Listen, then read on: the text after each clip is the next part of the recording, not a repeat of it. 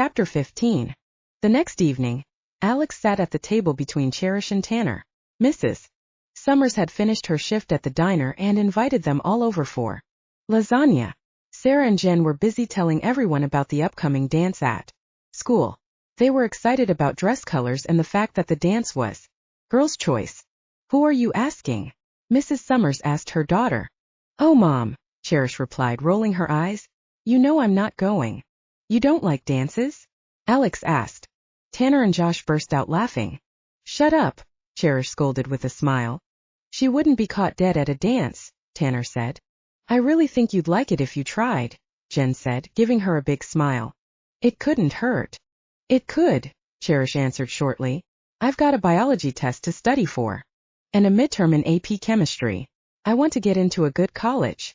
"Me too," Sarah said, spearing a piece of lettuce with her fork. "But I want to have fun before I get there too. I also have a shift at the hospital. I need to get all of my hours in before finals week," Cherish said, as if hoping the explanation would get them off her back. "Well, I just think that you deserve to go to a few dances before you graduate," Mrs. Summers said. "I want pictures of my little girl all dressed up to hang on our wall." "I know, Mom," Cherish replied. "Maybe next time." A sound caught Alex's attention. He turned his head, searching for the source. He realized it was coming from the small headset he had removed from his helmet and kept plugged in near the window. Alex rose from the table and unplugged it. "Alex!"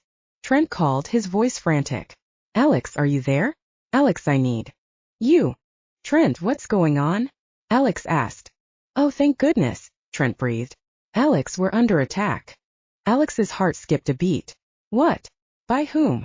"Drogan, Alex. His men are on their way. Our drone spotted them in Haroldsburg." Alex grabbed his spare hoodie from the back of the couch. "I'm leaving right now. Professor Mao says our position is defensible, but Drogan knows the academy is protected by only the professors. Mouse upgraded the security at the gate and on the road, but we're worried about what happens if they break through. We can't give them that chance, and the drone shows so many of them. I can attack them from behind. If I can convince them that I have more strength with me, maybe I can get them to run. I'll be there soon. Be careful, Alex." "I will," Alex promised. He glanced back and realized everyone was watching him. "What's going on?" Tanner asked, already standing. "The academy's under attack. Drogan's going to kill the students," Alex explained quickly, shoving open the window by habit. "I've got to go help." "You're not going alone." Alex paused and looked back at Josh. The human was pulling on his coat. "I can't ask you to do that," Alex replied. "You didn't. You don't get a choice," Tanner said. Alex stared from the boys to Mrs. Summers. "What do you need?" she asked her voice determined. Alex thought quickly. The idea of putting humans at risk to save the academy twisted wrong in his chest, but if he could figure out a way to do it without anyone getting hurt, it might be the chance the academy needed. "We need cars," he said. "If we can show enough force, maybe Drogan will run." "Done," Josh answered firmly. He pulled out his cell phone. Sarah and Jen began sending messages on theirs. "Only involve our friends who already know Alex is a werewolf," Tanner told them. "If everyone who came last night can find a vehicle, we might be able to make a difference." "Who came last night?" Mrs. Summers asked. "Friends," Cherish said. "They were worried about Alex." "It was okay." At Mrs. Summers' concerned look, Alex nodded. They were showing support. The thought of all of the students in the hallway following him to the academy filled him with hope. This just might work. Another thought struck him. "I've got to go somewhere." "We'll meet you at your motorcycle in 10 minutes, Cherish promised. "It might be too dangerous," Mrs. Summers said. "If we can show enough force, we might be able to get them to leave the academy without anyone getting hurt," Tanner told her. "We've got to try." "I'm going with you," Cherish's mother insisted. Alex ducked out the window and hurried down the fire escape. He shoved his helmet on and climbed onto the motorcycle. Kicking it into gear, Alex flew down the road. "Anders," Alex called, shoving open the door to the tattoo parlor. The werewolf appeared from around the corner. "Alex, what's going on?" "I need your help. The academy's under attack. I need bodies, vehicles. We need a show of force to scare Drogan away before they hurt the students." Alex realized the 3 human tattoo artists who worked at the parlor were listening as well. He wondered if he had made a serious mistake. The tall, skinny man with chains tattooed down both arms stood. Don't worry. We've got Anders back. We'll be there. Yeah, glad to help. A woman with a shaved head and flowers tattooed along her skull told him. We've got friends who will come. You helped save their kids. Relief filled Alex like an icy flood. Great. Thank you. He rushed back outside. His breath fogged in the frigid evening air as he climbed back onto the motorcycle. I've got a human army, Alex said into the headset. Great, Trent replied. Let's hope it's enough. The black team is on their way and the Global Protection Agency is sending a fleet. We just hope they'll make it in time. I'll be there, Alex promised. 10 minutes later found Alex hurling down the road on his motorcycle. The headlights of dozens of cars followed him at speeds far greater than the road permitted. He pushed the motorcycle faster. The front tire slipped on a patch of ice. Alex let off the gas and kept the bike straight. As soon as the tires found traction, he gunned it again. The lights of Harrodsburg appeared far faster than Alex had ever reached them before. The small town rushed by in a blur, and they were on the road to the academy. Talk to me, Trent, Alex said. To his surprise, Jays was the one who answered. They've massed outside the gate, the dean told him. Brock and Mouse sent out warning shots from the helicopter. Drogon's demanding that we either give you and Cassie up or he'll blow the walls. What do you want me to do? Alex asked, his heart racing as he pushed the motorcycle up the winding road. We'll meet you at the hidden road with weapons for your friends. I'll not have anyone running into a battle with Drogon unprepared. Their vehicles are blocking the road, so we'll advance on foot. Jace hesitated, then said, Are you sure you can trust the humans? The depth to the question said much more than the words. Alex knew Jace had been betrayed by humans enough times to have cause to question. He was protecting his students, but so was Alex. I trust them, he answered firmly. All right, Jace said, his voice determined. We'll meet you at the road. Alex pulled off at the fork where bushes and a cleverly designed tree branch fence hid the dirt road from view. Tanner parked behind him and the rest of the vehicles followed. What's the plan? Tanner asked as soon as he reached Alex's side. The teenager's breath clouded in the chilly night air, but he appeared not to notice the cold. His eyes searched the forest around them as if he expected Drogon's men to appear at any moment. The other humans hurried up to them. Mrs. Summers held Cherish's hand. The humans clumped together in groups, waiting with wide eyes and a faint hint of fear. Most were high school students Alex recognized from talking with them in the Summers hallway. Anders' companions and other adults waited near the back. Everyone had a reason to be there, whether Alex had saved someone they knew or them directly. The fact that so many had come filled him with hope that their mission would succeed. I don't know how much you were told, Alex said loud enough for everyone to hear. But my school, Vicky Carso's Preparatory Academy, is up the road. As an academy for werewolves. Whispers of shock rose at his statement. Alex held up a hand. Everyone fell immediately quiet again. You trusted me enough to come here. I am being fully honest with you because you deserve it. A month ago I killed General Jared Carso. More talking erupted. Alex's voice fell and they drew quiet to hear him. The general killed my parents, my brother, and my friend along with many other werewolves who didn't deserve to die. Now his son is out for revenge against all werewolves, and I need you to help me stop him before he blows the walls and kills the students at the academy. What do you need us to do? Josh asked in the silence that followed Alex's words. Alex turned toward the footsteps he heard in the forest. My dean has weapons. For you. We're going to surround Drogon's men from behind. To my command. Start firing into the air. We're hoping that if they think there are enough of us, they'll have to fall back. Won't they run straight into us? Someone near the trees asked. They came by helicopter. Everyone turned at the sound of Jay's voice. That's Jace Carso, a woman in a thick coat said. It's really him, a student exclaimed. Jace continued. If we can get them to leave the same way, hopefully nobody will get hurt. That's the goal, but we have to move quickly. Take the weapons my pack gives you and leave the safety on until Alex gives the command. Dre, Vance, Chet, and Caden walked through the crowd handing out guns. Fear and awe showed on the humans' faces at the werewolf's presence. "This is the safety," Vance said, showing one girl how to use her thumb to slide it off. "All of the guns are loaded with tranquilizers. Just try not to shoot each other." "Okay," she replied, her voice uncertain. As soon as the huge werewolf stepped away, she showed her friends how to work their guns. Jace handed Alex a Glock. He shoved it into the waist of his pants. "We either need to stall them long enough for the GPA to arrive, or chase them away through a display of force. The black team is flanking from the forest. Rafe's wolves are taking up position near the gates. The older students are armed and stationed along the walls." "Where are Cassie and Ciale?" Alex asked. "With your mother and the others in the Great Hall. They're safe." Alex nodded. "Thank you, Jace. I'm going to head back to the gates to distract Drogon and give you time to get into position," the dean replied quietly. "Be careful." "You too," Alex replied. He waited until Jace and Dre disappeared back up the hidden road. Chet nodded at Alex. "Let's go," he commanded. The sound of dozens of footsteps crashing through the underbrush filled the night. Alex could smell Drogon's soldiers. They had passed not long before. The heat of the bodies and the scent of silver in the guns made the hair on the back of Alex's neck stand up. As Trent had said, there were many of them, possibly more than the students in the academy and those behind Alex combined. If they didn't succeed in convincing Drogon that they were surrounded, the academy would be lost. "I've got your heat signatures from the drone," Trent said into Alex's earpiece. "You're closing on them. Keep everyone quiet." Alex held up a hand and the humans and werewolves behind him walked quieter.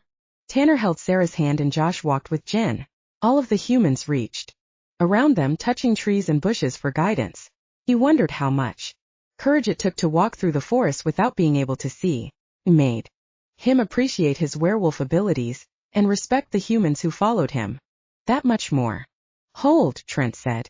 Alex held up a fist. The people around him stopped. Their breaths came in little abetted clouds as they fought to keep silent. The stars winked down from above, shining an impassive light on their attempted siege. "What's happening?" Alex asked. Trent didn't need to answer as voices reached Alex's ears. "Alex isn't here, Drogon," Jay shouted. "I'll settle for Cassie," Drogon replied.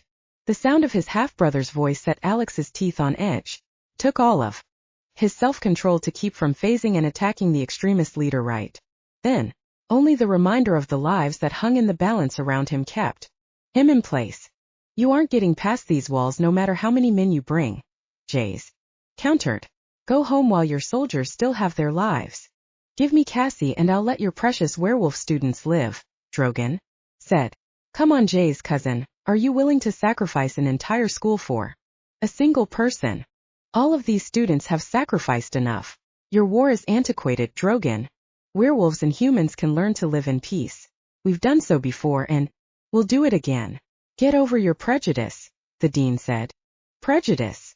Drogon roared.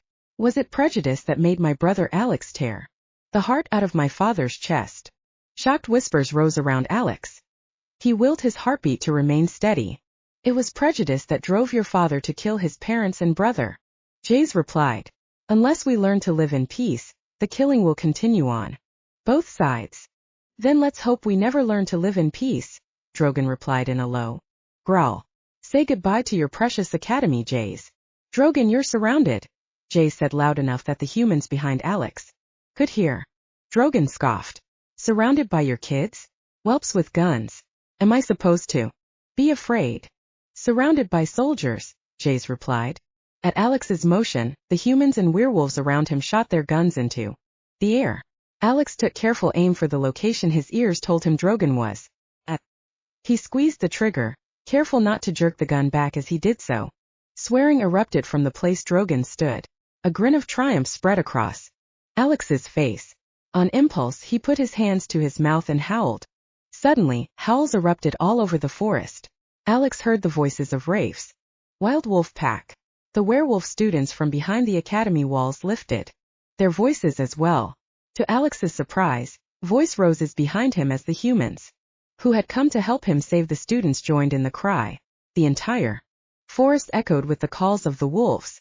"Retreat!" Drogon shouted. The beat of helicopters came from above. Alex ran forward, firing toward the Sound of the voices. Ropes fell from the sky and forms latched on. The helicopters pulled away through a rain of bullets from the academy and forest. We did it! Trent crowed in Alex's ear. The academy is safe. Shouts of triumph rose from the academy. The humans around Alex cheered and slapped him on the back. Jay's voice came through his earpiece. Good job, Alex. The black team is circling around to cut off any who didn't make it to the choppers. Brock and Mouse are following them with a drone in case they decide to circle back. The GPA is on the outskirts. We'll have them set up defensive positions so that your humans can make it back safely. Good to hear. Thank you, Jace, Alex said. He smiled, relieved that he had been able to make a difference in the Chapter 16. Alex reached a decision. He wasn't sure how it would be met, but it was time. Something drastic happened. He faced the humans that had come with him. Come on, Alex told them. I want to introduce you to the werewolves you helped save. He pushed the button on the earpiece. Trent opened the gate. Alex, do you think that's a good idea? Yes, I do, Alex replied firmly. I've got to clear it with Dean Jays. Have him meet me there. Alex led the way to the gate. He could smell the nervousness of the humans at the prospect of entering the academy grounds. Don't worry, he said, trying for humor. They won't bite. Are you sure? Josh asked from Alex's left side. Alex didn't reply that he was only mostly sure. Wait here, he commanded. He left the humans on the road. Alex, Trent told me what you want to do. I'm not sure it's a good idea, Jays said quietly from the other side of the gate. Alex put a hand on the iron bars. They helped save the academy, Jays. We appreciate it, the dean said. But they know too much about us already. It's time for some trust, Alex said, holding the dean's gaze. You said yourself that the only way to live in peace is for humans and werewolves to learn to trust each other. I trust these humans and the werewolves that came with me from Grayton. It would be good for the students to see that there are good humans out there, and what better way than for them to meet the humans who helped to save their lives. Silence filled the air. Footsteps sounded behind Alex. If I may? Tanner asked. At Jay's nod, the human took a stealing breath. You don't have to worry about us, sir. We came to help. Alex has done so much for Grayton that we wanted to do something to pay him back. If you don't want us inside your walls, we understand. He paused, then said, I felt the same way about werewolves before Alex saved us from those gangs. Now his war on the SAA has changed everything in Grayton. He's given us our city back. We're no longer afraid. Alex set a hand on Tanner's shoulder. He met the dean's searching brown eyes. It's time for werewolves to stop being afraid too. After a moment, Jays nodded. Open the gate, he said. A werewolf rushed through the gate as soon as it opened. Ciale's long brown hair and soft gray eyes were the most beautiful things Alex had ever seen. He caught her in his arms and spun her around. I'm so glad you're back and you're okay, she said, holding him tight. I've missed you so much, Alex said, bringing her close. He kissed her on the lips, unable to hold back any longer. This must be Ciale, Cherish said from behind Alex. Alex gave an embarrassed chuckle and lowered her back to the ground. He turned and smiled at his friends. Ciale, these are my friends. Dang, Josh said. Jen elbowed him in the side. What? Josh replied, wincing. I just don't know how he could leave a hottie like her back here and spend all his time with us. I've definitely been torn, Alex replied. For good reason, Tanner said. He held his hand out to Ciale. I'm Tanner and this is Sarah. Alex saved my life, Sarah told Ciale. I'm so grateful you let us have him. For a while. Ciale smiled up at Alex. He cares a great deal. He squeezed her hand. I definitely left my heart here. Jen said. Why don't you say things like that to me, Josh? Josh sputtered, but Jen pushed past him with Sarah in tow. Let's go see this place. I'll bet there are a ton of hot werewolves. She threw a look back at Josh. Since Alex is already taken. Hey, Josh protested. Sorry, man, Alex apologized. Josh grinned and shrugged. I'm used to it, believe me. The others followed the girls through the gate. Alex waited for Cherish and her mother. Dean Jays, this is Mrs. Summers. She's been kind enough to let me crash on her fire escape these last couple of weeks. Only because he refuses the couch most nights, Mrs. Summers replied. I'm Pleased to meet you, Mr. Carso. Your legend precedes you, though I never pictured the academy quite on this grand scale. Other werewolf adults from Grayton stood close to Mrs. Summers. It was clear, by the awe and respect on their faces, that meeting Jays was something they had never dreamed of doing. He began telling them the history of Vicky Carso's preparatory academy, and the adults crowded in, eager to listen. Alex was pleased to see the students from the academy coming down the courtyard to greet the humans. At first, the humans and werewolves eyed each other from opposite sides of the cement driveway. Alex fought back a smile when Jericho pushed through the doors. He hurried down the steps past the students, his focus on one person only. Jericho! Cherish exclaimed. She seemed to forget that they were surrounded by spectators, and she rushed across the courtyard to throw her arms around the tall, composed werewolf. Jericho laughed and held her tight. I can't believe you're here. Me neither, Cherish replied. I never in a million years dreamed I'd be at a werewolf academy. This is incredible. Let me introduce you to my pack, Jericho offered. Cherish nodded, suddenly appearing shy. He took her hand and led the way up the steps. So, that was you guys howling back there? Tareth asked, addressing Sarah and Jen. Well, we tried. I didn't really know what I was doing, Sarah said. It sounded pretty good, Tareth replied. Good enough to scare Drogon into thinking there were hundreds of you out there, Cassie said. That was amazing. It was Alex mostly, Sarah said. Don't give him all the credit, Cassie replied, smiling in Alex's direction. He's my brother. Trust me when I say he doesn't need it all to go to his head. Alex is your brother, Jen exclaimed. Alex turned away with Ciale's hand on his arm, unwilling to listen to what they wanted to say about him. Wow, is this a statue of Jet? Anders asked. Alex smiled at the tattoo artist. Yeah, it is. Anders set a hand on the silver 7 on the wolf's shoulder. I did a pretty close job. Alex pulled up his sleeve, comparing the two. You did. I really appreciate it. I might have to get one of those. Alex turned at Trent's voice.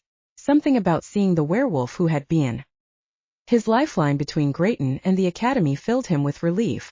You can do whatever you want. You were the mastermind behind saving this place. Trent shook his head. I only warned you that the academy was under attack. You're the fool who comes running headlong into battle. Trent smiled at the humans behind Alex. I don't know how he conned you into following him. We owe him a great deal, Josh said. He held out a hand. You must be Trent. At the werewolf's surprised look, Josh continued. Alex has told us a great deal about you. Don't believe any of it, Trent replied. Alex laughed. Come on, Trent. I only told them good things. I left out the time you nearly blew up half the school with one of your experiments, or the time. All right, Trent cut him off. Glad to hear he doesn't embellish at all. Never, Alex said with a grin. Ciale set a hand on Alex's arm. Should we give them a tour of the school? That's a great idea, Alex replied. What do you guys think? Want to see where the majority of the nation's werewolf youth live and learn? Definitely, Sarah said.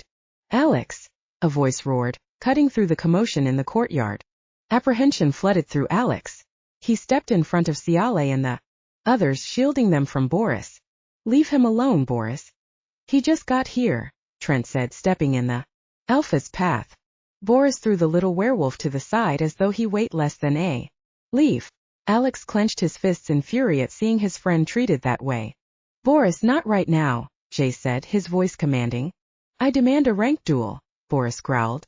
He stopped a few feet from Alex and eyed him angrily.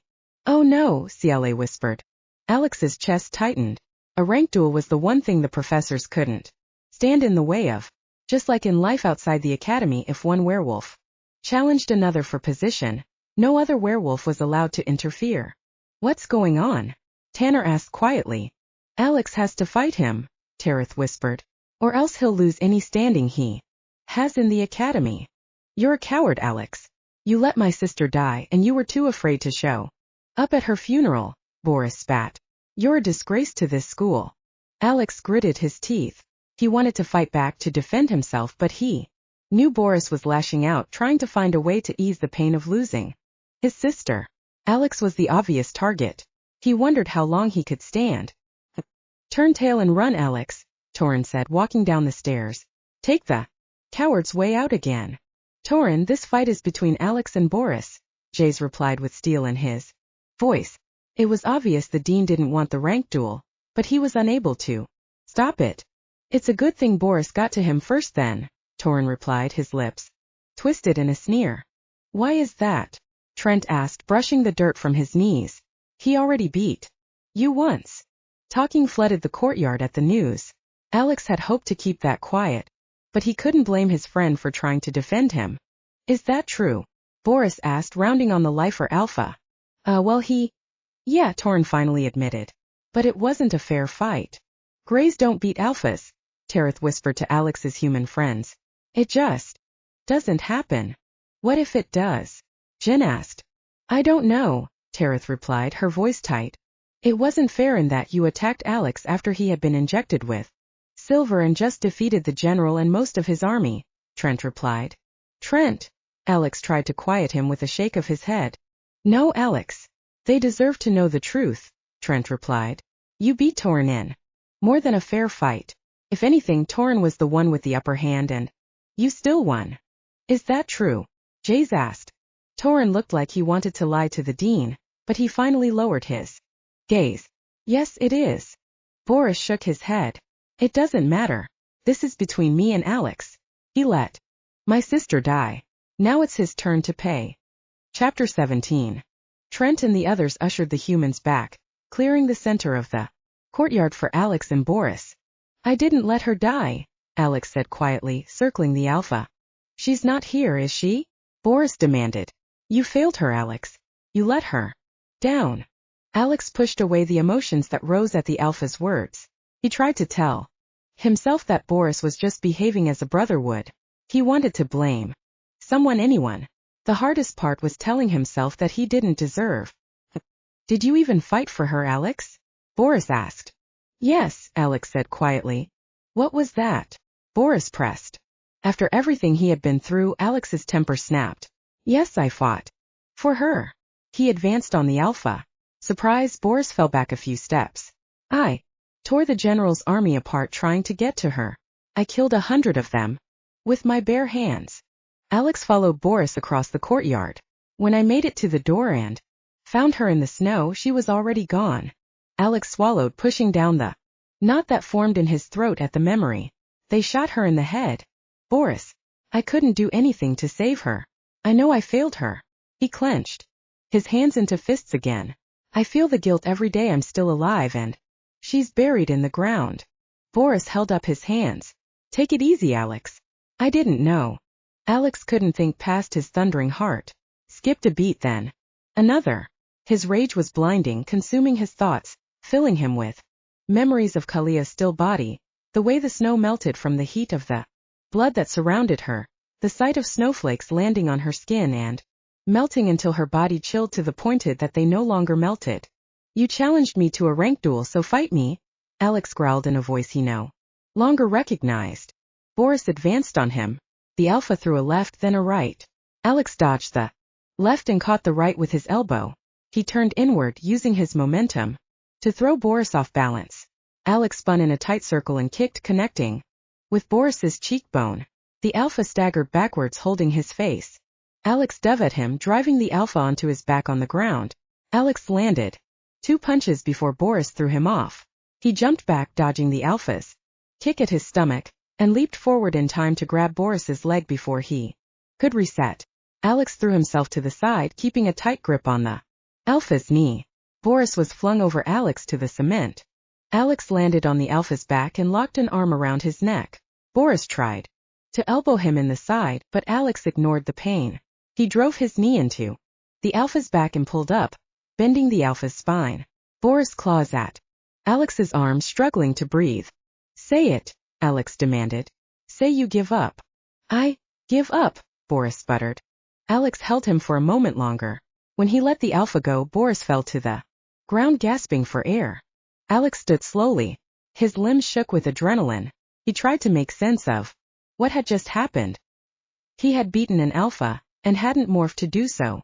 Boris had barely touched him. The battle had been fought in front of the entire school, as well as the humans from Grayton. Alex didn't know what to do. Clapping began near Jet's statue. Alex glanced over to see Trent heading the applause.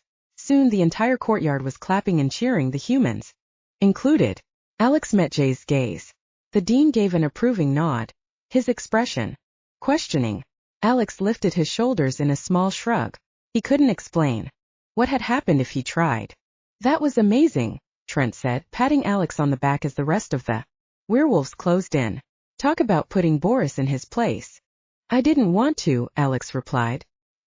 He deserves to be upset. Don't worry, Trent said reassuringly. The alphas won't be messing with you. For a while. What was that? Cassie demanded, reaching Alex. I'm not sure, Alex admitted. Cassie gave her brother a quick hug. I was afraid I was going to see you get thrashed within an inch of your life. That makes two of us, Alex replied. Cassie shook her head. Her gaze shifted to the humans behind Alex. Well, maybe we should see about that tour. Good idea, Ciale replied, slipping her arm through Alex's. A change of scenery would be good for everyone. The feeling of her hand on his arm helped Alex center himself. He was able to push away thoughts of the fights, and felt only a touch of guilt when they made their way past Boris and his pack on the stairs. So Greys aren't supposed to beat alphas? He heard Cherish whisper to Jericho, as they fell in behind the group. I don't think it's so much that they're not supposed to, but more of that. They never have. Alphas are stronger for a reason. It brings order and unity. If Greys could defeat alphas, the entire pack hierarchy would be thrown out of whack. Like it just was? Cherish said. Alex didn't hear Jericho's reply. Don't worry, Ciale said quietly. Her fingers brushed Alex's arm. Reassuringly. Things will figure themselves out. You did what you had to. It'll be okay. I hope so, Alex replied. She leaned over and kissed him softly on the cheek. Alex took a calming breath. Keep doing that and I won't remember anything else, he told her. Ciale smiled, her eyes dancing as she walked beside him. When the tour was over, many of the werewolves walked with the humans back to the courtyard. What are you planning to do? Cherish asked when they neared the gate. Ciale stood a few feet away, giving Alex his space. He met her gaze. Now that he was back at the academy, even with the chaos his fight with Boris would no doubt cause, the thought of leaving her again was almost too much to bear. Alex gave her a warm smile. I think I'll be staying here for a while. The answering smile that spread across Ciale's face let him know he had made the right decision. Can't blame you there, Josh said, slapping Alex's shoulder on his way to the gate. I'll walk you guys out, Alex told them. They found the adults waiting with Jays just outside the gate as the first light of dawn brushed the gray walls. By the looks of things, they had experienced an enjoyable night as well. Nothing like a headlong flight followed by a firefight to get the old heart racing again, Anders said, shaking Jay's hand. It was a pleasure to meet you. Alex's presence has been invaluable in Grayton. I'm planning to get a pack together to keep up what he started. Really? Alex asked, amazed and relieved. The hardest part with choosing to stay at the academy had been the thought of leaving Grayton just when he was beginning to make true difference. Really? Anders replied. The police officers seem willing to work somewhat with werewolves if we're fighting for the good of the city. It might be a good move all around. He held out a hand. You've given some pretty tough shoes to follow. Alex shook it. I think you're going to manage just fine. He nodded at the humans around them. You have some pretty good backup. Don't be a stranger, Mrs. Summers said, giving Alex a hug. Our couch and fire escape are going to miss you. And I'm going to miss your amazing cooking. I might have to catch a few Sundays, Alex told her. I sure hope you do, she replied, her eyes glittering brightly. Jericho and Cherish brought up the rear of the group. Alex could have focused on their conversation to hear what they were saying to each other, but he chose to give them their privacy. Cherish's hand held in Jericho's said, Plenty. She looked as reluctant as Alex felt to have the humans leave. We may have to rethink the structure of a few things, Jays was saying to Mrs. Summers. It's been nice having more humans here. You grew up with human friends, right? She asked. Jays nodded. Some of my closest friends are still human. I hear you lost a friend who was a werewolf. Mrs. Summers nodded. I would love to find her again, though I know after Everything that's happened, the odds of her being alive are slim. Her voice fell away. Jace gave her a warm smile. Don't worry. If she's out there, we'll find her. My team doesn't know the meaning of give up. I'm glad to see where Alex has learned his determination, Mrs. Summers replied. They reached the turn in the road where the cars were parked. Alex picked up his motorcycle helmet and turned it over in his hands as Jericho and Cherish parted ways. Promise me you'll come visit, Cherish said. I promise, Jericho told her. He hesitated, then pulled her close and kissed her soundly on the lips. That's so you don't forget me, he said when he stepped back. Cherish's cheeks were bright red and her smile made the morning light look dim. As she stared at him, I couldn't forget you, she replied, touching her fingers to her lips. Never ever. Sounds like we'll have more of you over to visit, Mrs. Summers noted with a satisfied nod. She looked extremely pleased at the relationship developing between her daughter and Jericho. You boys take care of yourselves. We will, Alex and Jericho replied at the same time. Alex shoved the helmet on his head. He waited until the last of the cars had pulled back down the winding road and then kicked his motorcycle into gear. He pulled up next to Jericho. Need a ride, Romeo? Jericho chuckled and climbed on the back. There's only one thing I can say to you, the Alpha told him above the roar of the engine. What's that? Alex asked curiously. Thank goodness you decided to become a vigilante, Jericho replied. Otherwise, I would never have found Cherish. Alex grinned. You're welcome. He steered them through the gates and drove the motorcycle to Trent's workroom. Parking it in the corner, Alex led the way through the hallway to the main academy corridor. He slowed at the sight of his mother waiting with her back to him. She's been worried sick since you left, Jericho told him quietly. You might want to take it easy on her. Thanks for the advice, Alex whispered. No problem. Catch you later. Jericho left Alex standing in the hallway. Looking for me? Alex asked hesitantly. Meredith turned without a word and gave him a tight hug. She stepped back, holding him at arm's length to look at him. I have so much to say to you. She paused and a small smile touched her lips. Most of all, I'm glad you're safe and you've come home. I was so worried. Alex's eyes burned. He blinked, refusing to let the sudden tears fall. Thank you for giving me the time I needed. I'm here if you ever need to talk, his mother said. I know, he told her. That's why you're so great. She gave him another hug and blinked as her own tears threatened to fall. Go to Ciale and your sister. I don't want to keep you. I just wanted to let you know that it hasn't been home here without you. I'm glad to be back, Alex said honestly. Meredith left him at the stairs. Alex walked up them worried about what he would find when he reached Pac Torrens' quarters. After fighting alphas and causing dissension with the students, Alex doubted he would be Torrens' second, let alone still have a place in the pack. The entire room fell completely silent when he entered. The mismatched pack Torren had been forced to choose when the normal rules of the ceremony were changed, lounged around the room in obvious discomfort. Torren stood by the fireplace and turned when the door closed behind Alex. Alex wondered if the Alpha would fight him or force him from the room.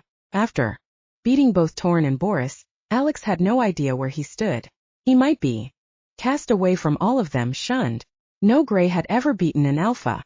There weren't guidelines for what happened if one did. Maybe he had only succeeded in getting himself cast away from every place he belonged. Torren eyed him silently, his expression unreadable.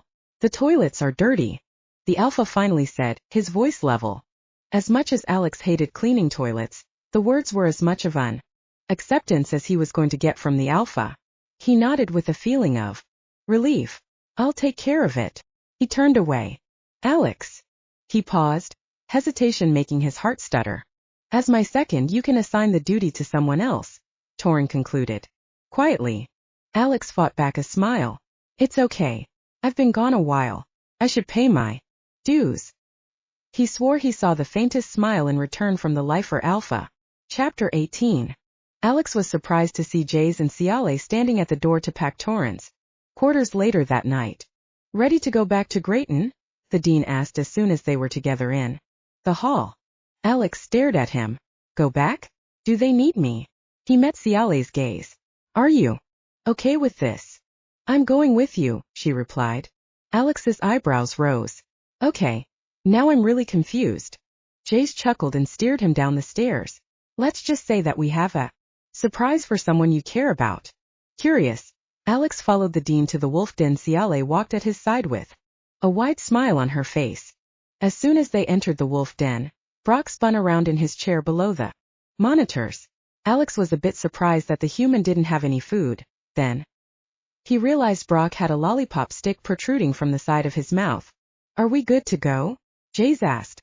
The Berg flaws a minute, Brock said around his sucker. A Jace lifted eyebrow, Brock removed the lollipop and said, The bird flies at midnight. Jace shook his head with an amused look.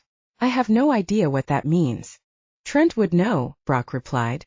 We've been working on code in case Drogon manages to intercept our transmissions. We're talking to each other in the same room, Jace reminded him.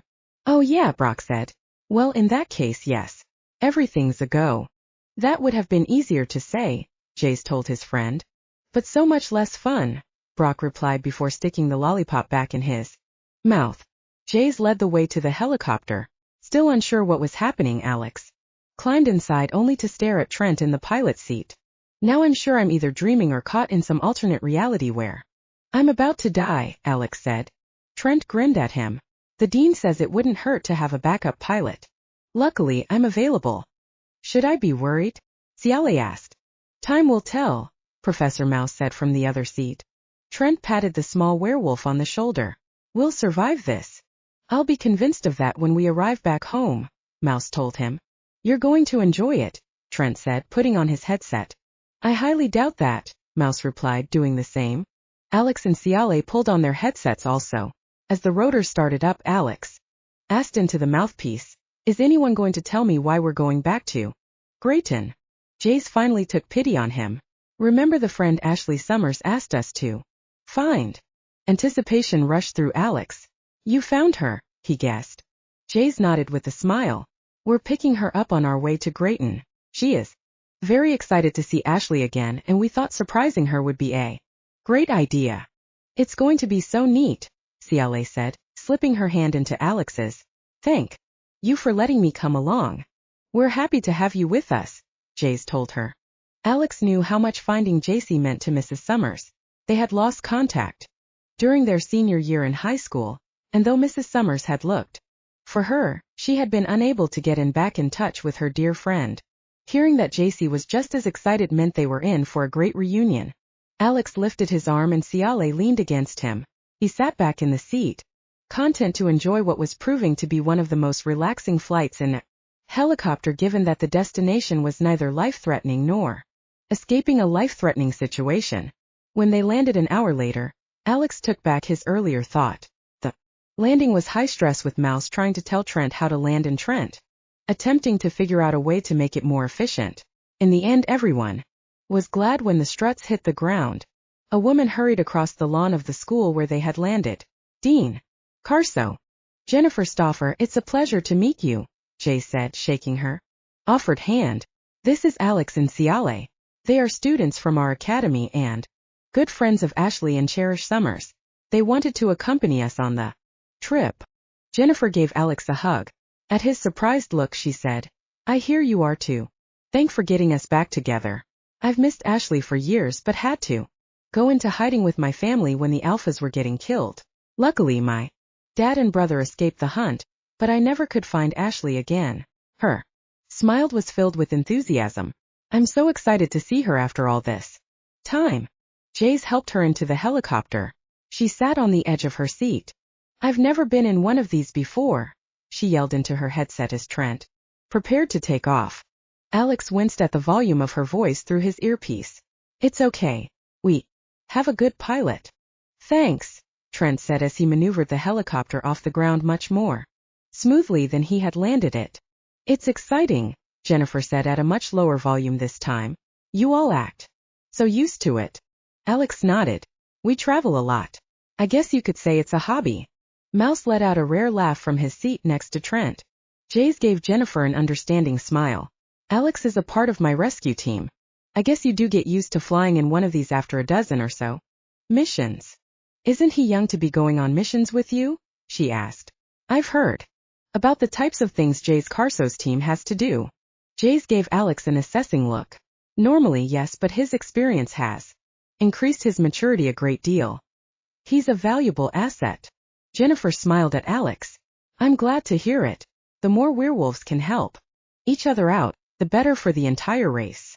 Trent's landing near Grayton City was much smoother. Well done, Mouse commended him quietly. We'll make a pilot of you yet. Trent grinned from ear to ear. We'll see you guys when you get back, he called. I'm going to stay and see if we can rig this thing for a little more power. No, you're not, Alex heard Mouse reply as they made their way toward the waiting car. Jays instructed the driver where to take them. This is a beautiful city, as far as I can tell in the dark, Jennifer said. I'll bet Ashley enjoys living here with her daughter. She does, Alex answered. It's a lot safer than it used to be. He felt a surge of satisfaction at the part he had played in making that come to pass. Ciale squeezed his hand. I'm sure they're very grateful for their safety, she said. For a moment, he was captivated by the way her smile made her gray eyes glow with happiness. Alex wondered how he had lived so long without Ciale at his side. With her he felt so complete. It was right that she was beside him on his return to the city. He vowed never to leave her behind again. When they pulled up to the apartment complex, Alex couldn't stop smiling. He and Ciale hurried up the steps as they had planned. They reached the third floor and Alex knocked on Cherish's apartment door. Cherish opened it and her eyes widened when she saw Alex. You're here, she exclaimed. She opened the door wider and saw Ciale. Ciale, I'm so glad you're here too. She stepped back to let them both in. Alex stepped inside with an amused smile. Aren't you going to ask why we're in the city? Cherish led the way to the table. Only if you want to tell me, it's enough. That you're in Grayton. We have a surprise for your mom, actually. Is she here? Cherish nodded, her expression one of curiosity. Yes. Mom, she called. Mrs. Summers poked her head into the hall from the bedroom. Yes, Cherish. Alex and Ciale are here. They say they have a surprise for you. Mrs. Summers walked toward them with an expression that matched her daughter's. So closely Alex and Ciale exchanged grins. What could it be? Mrs. Summers mused. At that moment the doorbell rang. Mrs. Summers gave Alex a searching look. Is that part of it? You'll have to go see, Alex answered. He and Ciale rose. He motioned for Cherish to follow them to the door. Mrs. Summers opened it and stared in shock. Oh my goodness, JC. Ashley, it's really you, Jennifer exclaimed. They hugged each other tight. I can't believe you're here, Mrs. Summers said with tears in her eyes. How can this be? Jays and Alex brought me. As soon as they said they knew where you were, wild horses couldn't keep me away, Jennifer told her. She stepped through the door so that Jays could enter. Mrs. Summers hugged him as well. Thank you so much for finding her. Glad we could help, Jays replied. He smiled at them both. You two have quite a lot of catching up to do. We could give you some time. Nonsense, Mrs. Summers exclaimed. She led the way to the living room. I'll make some hot cocoa and we can all talk. Jays, Alex, Ciale and Cherish ended up taking their cocoa to the roof so the friends could catch up on the time they had missed together. That was amazing, Ciale said. They are so happy. I can't believe you guys were able to track her down. Brock and Mouse found the break in the trail where she changed her name from JC to Jennifer. The rest of the family changed names as well. It was a smart move to avoid the killing of werewolves that was happening at that time. I think in the end she was just as happy to be found as long as it got her back to Ashley, Jay said. Thank you for not giving up, Alex told the dean. I can tell it means so much to Mrs. Summers to have her friend back. Jay's gaze took on a hint of sadness. Sometimes these trails end up cold for a reason. I followed way too many of those to hope for happy endings, but this time we got one. It makes the time we spend looking for others feel that much more worthwhile, especially seeing how happy they are together. The warmth in Ciale's eyes said she knew exactly what the dean was talking about. Finding family after being separated for so long is like being given the ability to breathe again. When you brought me back to Dad, it felt like I had my life back. It was wonderful. This is the best part of our job, Jay said. Alex couldn't agree more. Chapter 19. How does it feel going to class after slacking off for so long? Trent asked. The next day after lunch, Alex set the stack of books he was carrying down on the steps next to his friend. I'm starting to think I should head back to Grayton again. Trent laughed. Yeah, I thought you'd say that. These might help you catch up quicker. He handed Alex a notebook he had brought out with him. Alex opened to the first page, then the second. He thumbed through the next. Several. You took notes for me? Extensive, Trent replied. I knew you'd have a lot to catch up on. I figured some bullet points would help. Alex stared at him. Trent, these are bullet points for every single class I missed. Trent nodded. What else would I take notes on? Alex laughed. I don't know whether to hug you or shake you. I'm gone, and instead of celebrating the peace and quiet, you do more school work. Trent smiled with a hint of red to his cheeks. Some say work, some say fun. It's a matter of perspective. Alex grinned, appreciating the fact that the werewolf was downplaying his efforts. I owe you. You owe me a few, Trent replied with an answering smile. Alex was deep into the notebook a few hours later when a voice broke him from his studies. I don't believe it. Alex Davies is actually studying. Alex smiled at Ciale. You ruined it. Ruined what? She asked, sinking onto the chair next to him in the academy's massive library. Me studying. Now that I've seen you, there's no way I can concentrate anymore. I could leave, Ciale said playfully, rising from her chair. Alex caught her hand. It's too late. I've missed you so much that any way to make up for the time is worth procrastinating. I should get mad at you for putting your studies off. You should, Alex agreed. But Ciale's smile sent warmth rushing through his body. But you're too cute for me to leave. Oh, Alex said, pulling her down on his lap. You think I'm cute? In a wild, careless, saving the world from werewolf's worst enemy kind of way. Alex laughed. Is that all? Pretty much, Ciale replied. She leaned down and kissed him on the nose. Alex tipped his head up and brushed her lips with his. She smiled and kissed him again on the lips this time. Can we go for a run? She asked as though she had been trying to keep from asking the question and failed. Definitely, he replied, smiling up at her. What about your studies? Alex shrugged. I'll stay up late for the next million nights. It's worth it. At the promise of a run, Alex couldn't get clear of the school fast enough. He grabbed Ciale's hand and ran out of the library, leaving his books on the chair. Ciale laughed her light, musical laugh as they ran down the stairs and across the grass that spanned the space from the academy to the fence. The bushes that lined the fence were brown and bare. Snow clung stubbornly to the ground beneath them, unwilling to melt despite the early warmth.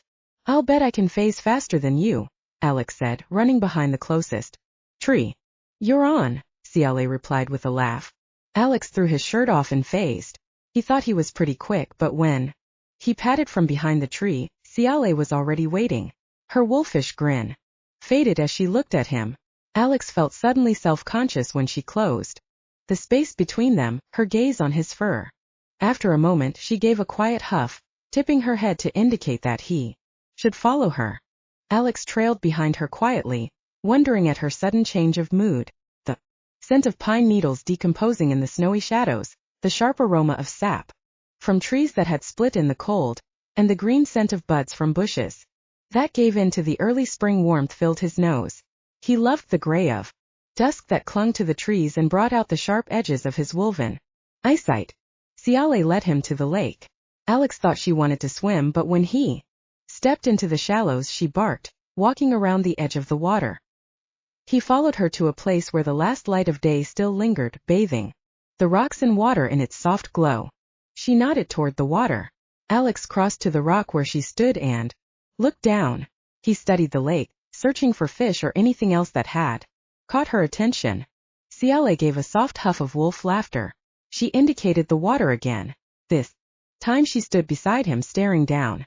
Alex looked at her reflection.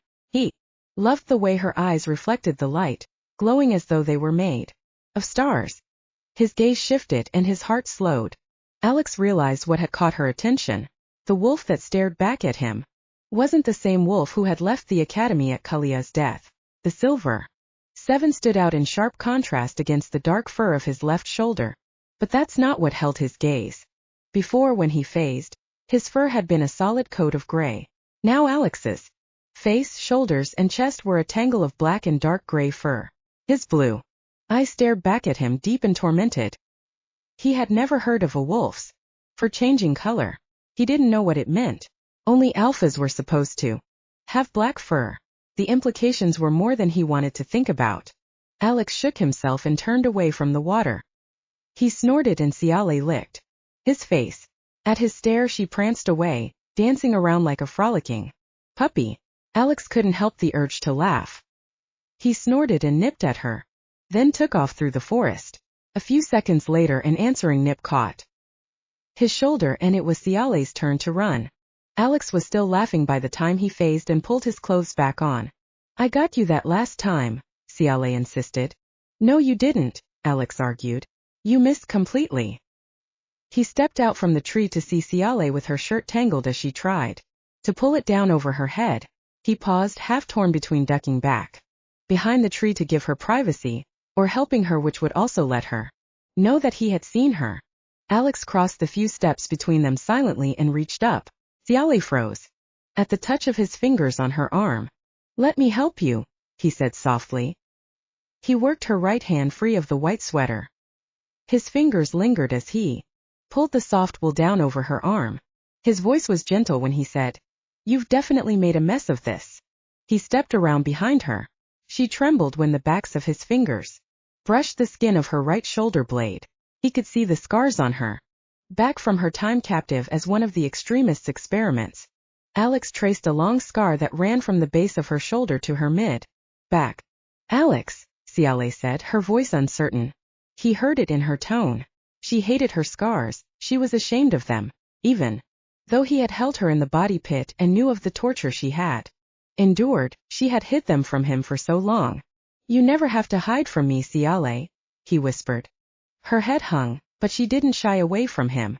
He wrapped his arms around her, holding her from behind. Your scars are beautiful, Ciale. No, they're not, she denied with a shake of her head. She leaned against him, as if she couldn't make herself turn around to see his face. Alex felt as though he could hold her for the rest of her life. He loved her closeness but hated that she loathed her body. Do you know why they're beautiful? He asked. After a moment she shook her head without speaking. He put his lips close to her ear so she would hear the honesty in his words. Because they mean you survived. You went through all of that and yet you're still here. Her hands lifted to his arm, holding him to her. You are my Ciale. I know what you went through. I know the odds you faced. You could have died in that body pit long before I found you. A shudder went through her body at the memory. He held her tighter. Yet, you're still here because you are the strongest person I know. You are beautiful, Ciale, and I am grateful for every single one of your scars. He stepped back to pull her shirt down. On impulse, Alex lifted the back of it once more and brushed his lips across the scar he had touched. I am very grateful for your scars, he said once again. He pulled her shirt down and smoothed it, making sure the white sweater was straight. Oh, Alex, Ciale said. Her voice had a slight catch in it. She turned in his arms and rested her head against his chest. He smoothed her long brown hair, memorizing the feeling of it beneath his gentle fingers. He breathed deeply of her sage and lavender scent. You are my everything, he said, his lips brushing the top of her head. You are my world, she replied, her fingers finding the back of his neck and caressing it. A shiver ran down his spine at her gentle touch. Alex, a voice called. Can I pretend like I don't hear him? Alex asked. He sounds worried, Ciale said, stepping back. You'd better answer. Alex and Ciale hurried up the steps to the academy. He pulled the door open and shouted, Trent? I'm down here. Students lounging in the main corridor looked at him in surprise. The sound of footsteps thundered down the stairs. Trent appeared at the bottom. Alex, thank goodness. The small werewolf's face was white. Trent, is everything all right? Jordan Smith asked. She rose from her seat in the corner. Trent looked from Alex to the girl he adored. It's nothing, Jordan. I just needed to go over Alex's homework in human and werewolf biology. I'm his tutor. Jordan looked unconvinced. She ran a hand through her spiky red hair. If you need help, I'm getting an A in that class. I'll keep that in mind, Alex replied as he walked past. Thank you very much. Trent hurried down the hall that led to the teachers' rooms. He shoved the door open to Dean Jay's office and motioned them inside. You just lied to Jordan, Alex said, concerned how that would affect Trent's relationship with his girl. It doesn't matter, Trent said shortly. He pushed the hidden panel open and ran inside. Ciale and Alex exchanged a worried look. Trepidation tightened in Alex's chest as he followed the werewolf below. What is going on? Alex demanded, running down the dark tunnel. You need to save the world again, Trent replied. Thank goodness, Brock breathed when Alex and Ciale burst into the wolf den. Behind Trent, Alex stopped short at the sight of the professors Dean Jay's Nikki and the others from Jay's pack standing up on the raised observation platform. Cassie and Tennyson stood up there as well. Cassie's eyes were filled with tears. Alex's gaze shifted to the screen behind Jay's and his heart stopped entirely. Drogon's face took up the screen. The man's mismatched eyes bored into his. Information ticked by on the bottom of the screen, indication that it was a news station. The other screens around the wolf den were filled with the extremist leader's haughty gaze. I'll kill a hostage every half hour until Alex Carso appears at Grayton City Hospital. I have no qualms against bloodshed. The camera moved to the scene. Behind Drogon, swiftly showing a body on the floor with a hole in its head. Before it shifted back up to Drogon, the camera crew of Grayton's Evening News can vouch that this is real. His face twisted in a sneer. Alex, brother, if I can't take out your precious academy, I'll hurt the city you seem to love. A light of triumph showed in his eyes. The demon of Grayton should be more careful with those he cares about. His gaze darkened. Another body will follow in 23 minutes. Drogon shoved the camera away and the screen went dark. What was that? Ciale asked, fear tightening her voice. Alex had to force himself to breathe. He leaned against the door, fighting the darkness that pressed at the edges of his vision. He kept seeing the body behind Drogon on the floor, but instead of the unknown person, it was Cleo who laid there, her lifeblood seeping out without him able to stop it. He could hear the professors talking to him and tried to force his mind to focus. Drogon was killing people and wouldn't stop until he showed himself. He remembered the feeling of the blood-soaked snow, melting and clinging to his fingers. His heart gave another heartbeat. It made his chest hurt. He put a hand to it. He saw Cleo in the body pit, first one of her, then hundreds. He held Ciale. As he crouched on top of them, unable to stop the blood, it filled the pit, choking him. Alex, breathe. Ciale's voice jolted him back to the present. He was crouched on the floor, his heart thundering as if it was making up for lost time. He didn't know when the shaking had started. Alex, look at me. He blinked and willed himself to focus on Ciale. She knelt in front of him, her hands on his arms and her gray eyes gazing into his face. The blue specks in the depths flashed with emotion. We're going to get through this, she said. I'm going to stop him, Alex replied. Steel filled him. Drogon was killing people, innocent humans. His run of terror has to end. Alex rose to his feet. He looked at the professors who hurried down the stairs. The expression on his face slowed their descent. I'm leaving now. Alex, no. Cassie protested. Alex crossed to the weapons table. He reached for a gun. A hand grabbed the weapon before he could. You're not going. Alex stared at Jace. Of course I'm going. You heard him. He'll kill more people if I don't go. No, heavy emotions filled the dean's eyes. He shook his head. I'm not letting you. Alex was speechless for a moment. He stared from Alex to Nikki and Meredith, then back at the dean. You can't protect me anymore. I made this mess and it's my job to clean it up. No, you didn't, Jace replied, his voice heated. The extremists started this way before you were born. This is between me and Drogon. Jace put a hand on Alex's shoulder. I'm not losing someone else I care about to the extremists. They took everything. His hand shook the slightest bit. You're like my son, Alex. I won't lose you too. The rage broke, washing from Alex in a wave. He blinked quickly. You won't lose me. I'm strong enough to beat him. He swallowed. I've got to do this. Jace, you heard what he said. I'm the only one who can stop him. If I can give those humans a chance to survive this, I've got to go. His eyes held the dean's. You would do the same thing. Jace was quiet for a moment before he said, You won't be going alone. On impulse, Alex threw his arms around the dean, giving him a tight hug. After his dad died, Jay's was the one who filled that place in his life, guiding him and helping him get past the times when he felt the world was collapsing in around him. Knowing Jay's cared so much filled him with strength. You've been the best father a son could ask for. I had no idea what I was doing, Jay's admitted. I was barely old enough to go to college, let alone raise orphans. Cassie came up behind Jay's and gave him another hug. You did great. She wiped the tears from her cheeks. Please take care of Alex. I will, Jay's promised. Chapter 20. We have a problem, Brock said over the jet's intercom. What is it? Alex asked. He glanced at Jay's. There are cops ringing the hospital. They're calling for Alex's arrest. What if we land on the roof in a helicopter? Jay's asked. No go, Brock replied. The drone shows men with guns up there. This one's going to be tricky. Alex was puzzling it out when Jay's phone rang. It's for you, he told Alex.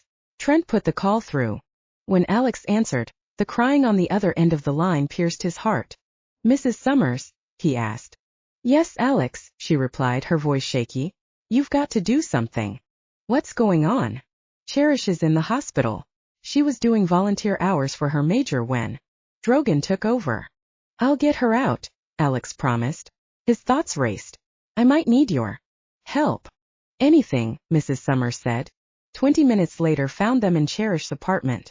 Jay's watched from the couch as Alex addressed Lizzie Masters with Grayton News Evening News Team.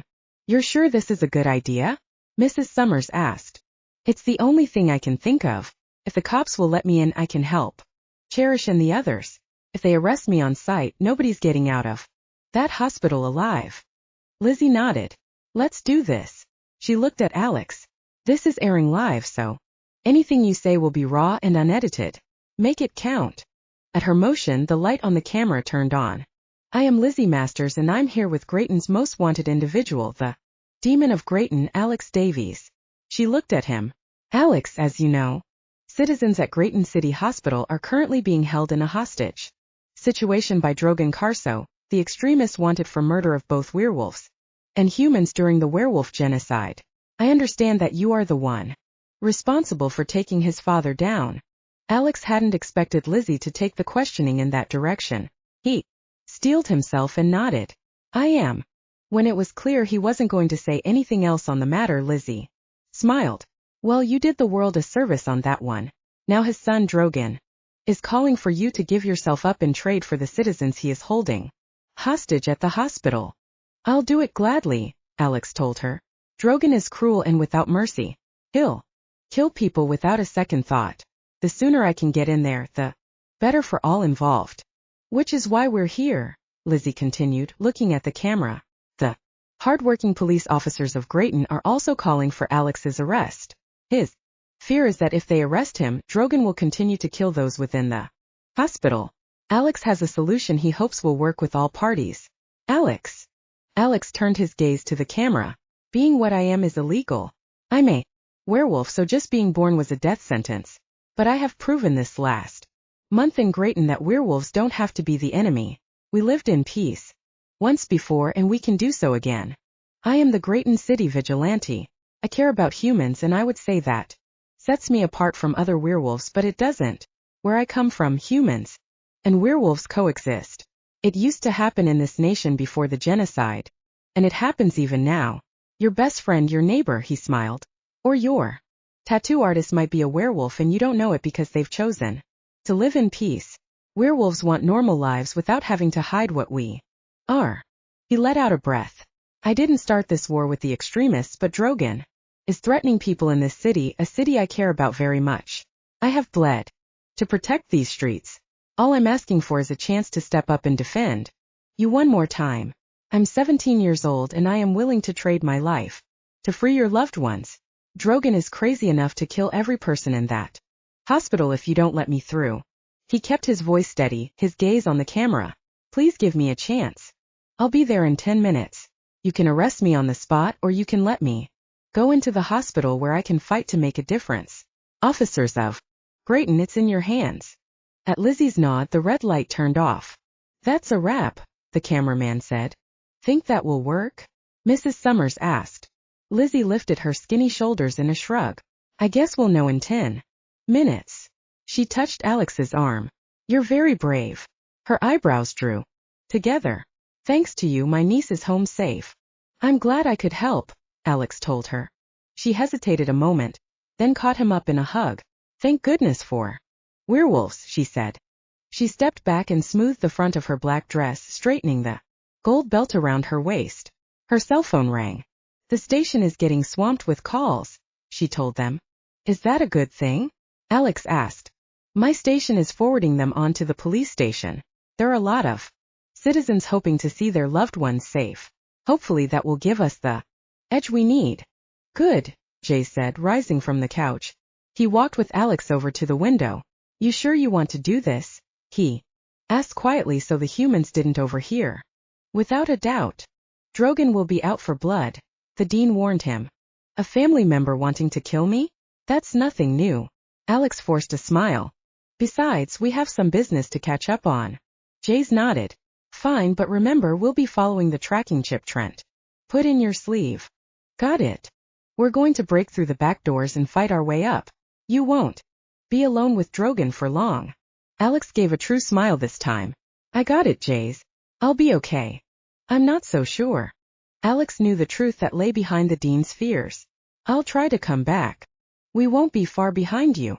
I appreciate it, Alex told him. He walked to the door.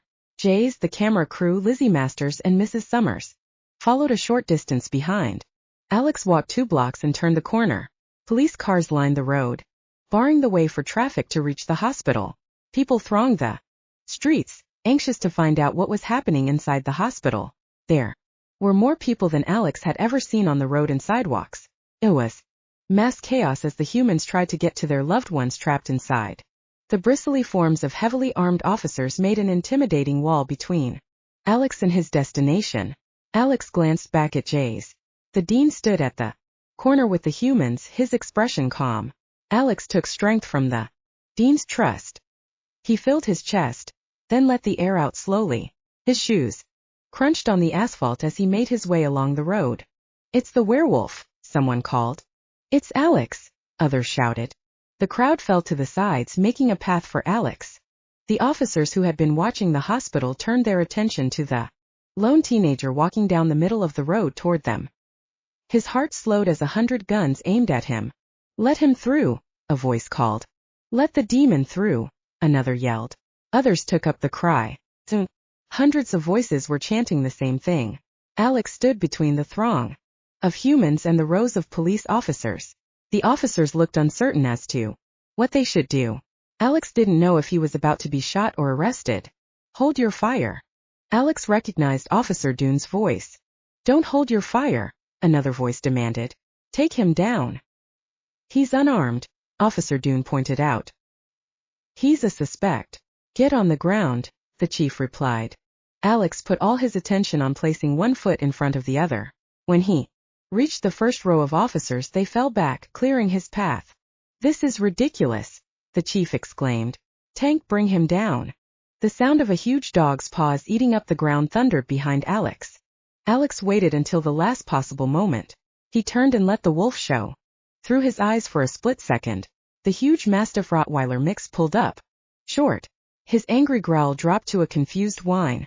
At Alex's motion, the dog sat. That's just great, the chief muttered. We need to let him go, Officer Dune said. It's for the good of the city. You want the city's fate resting in the hands of this werewolf? Officer Dune's voice was persuading when he said, if Alex is willing to trade his life for the hostages, why stand in the way? Drogon Carso releases the hostages and Alex's fate is up to himself. If he makes it out, then I'll arrest him myself. The chief was quiet for a moment, then said, fine. The rest of the police officers fell back from Alex, clearing his path to the hospital. Cheers rose from the waiting crowd. Good luck, an officer said. Alex realized it was Officer Smith. How's your leg? Getting better, the officer replied. Take care of yourself. I will. Alex felt the attention of the entire city as he crossed the final stretch. Between the last officers and the steps to the hospital, men with guns stood at the doors ready to shoot down anyone who followed him.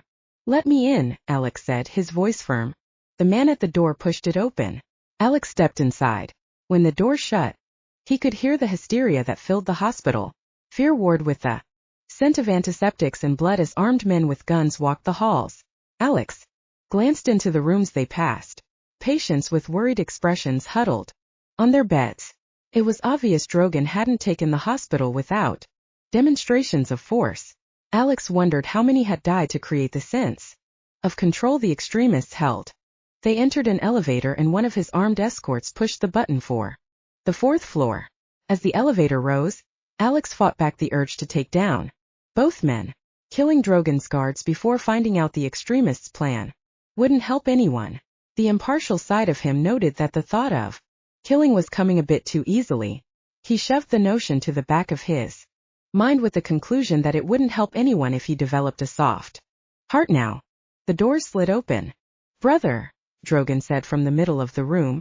Alex stepped cautiously out of the elevator into what appeared to be the hospital's cafeteria. The Grayton City news team stood near the wall and several humans huddled beneath one wide window.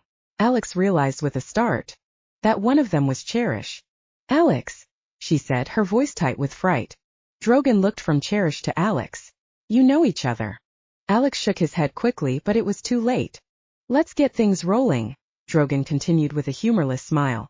Jenkins, tell the boys to light it up. Light what up? Alex asked. The hospital, Drogon said, his tone light. I've no doubt that Jay's nosy.